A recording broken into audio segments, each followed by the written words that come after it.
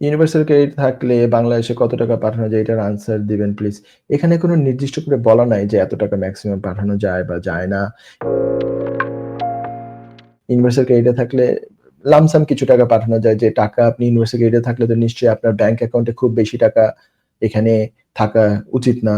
সেই সাথে হচ্ছে আপনি যখন টাকা পাঠান এখন কিন্তু এইচএমআরসি খুব গোপনে এগুলা খেয়াল রাখে যে কার কত টাকা যাচ্ছে। এটা ওদের এআই সিস্টেম থেকে যে মানে ইয়ে করে আপনার ট্রিগার করে।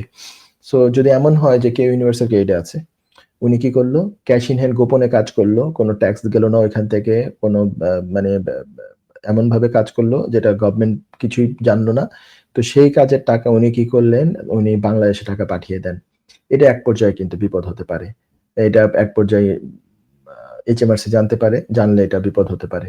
তো যেই টাকা ইউনিভার্সাল ক্রেডিট এর মাধ্যমে আপনি আর্ন করেন, যেটা আপনি খরচ করেন, এরপরে যদি কিছু টাকা বাঁচে, সেই টাকা যদি আপনি পাঠান অল্প কিছু, এটা কোনো নির্দিষ্ট করে বলা নাই যাতে সন্দেহ না হয়, এটা অল্প টুকটাক পাঠাতে পারেন। কিন্তু আপনি যদি মোটা অঙ্কের টাকা পাঠাতে চান, ৫,০০০, ১০,০০০ pound per month, then there will be a problem অথবা ২,০০০ pound, ১,০০০ pound per month regular বেসিসে পাঠাচ্ছেন, যেখানে আপনার ইউনিভার্সাল ক্রেডিট এর যেই আপনি বেনিফিট পান কিংবা আপনার যদি কোনো পার্ট টাইম জব থাকে এখানে এরপরে আপনি যা পান এইটাতে আপনার সামঞ্জস্য হয় না, then it will trigger after few months এটা এইচএমআরসি হয়তোবা ট্রিগার করবে। আপনার কাছে এগুলো জানতে চাবে এবং সেই সাথে ইউনিভার্সাল ডিডব্লিউপি জানতে চাবে। Then you may get trouble. তো এটা করাটা ঠিক হবে না। লিমিটেশন নিয়ে আপনি প্রশ্ন করেছেন যে কত পাঠানো যায়, এটা কোনো নির্দিষ্ট করে বলা নাই। অ্যাজ লং এজ আপনাকে এটা সন্দেহজনক না হয়, এইটা আরকি। আমি বলব যে লো যাতে থাকে খুব।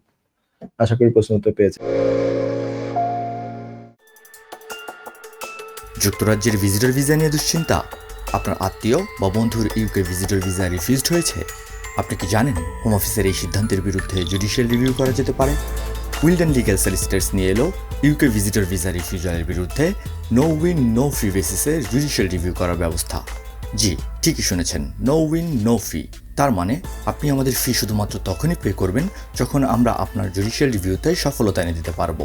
আমাদের রয়েছে দীর্ঘদিনের অভিজ্ঞতা সম্পন্ন দক্ষ ইমিগ্রেশন সলিসিটার্স, যারা সর্বোচ্চ গুরুত্ব সহকারে আপনার জুডিশিয়াল রিভিউ পরিচালনা করবে। বিস্তারিত তথ্যের জন্য যোগাযোগ করুন 0207 423 9977। Wilden legal solicitors, your trusted law firm.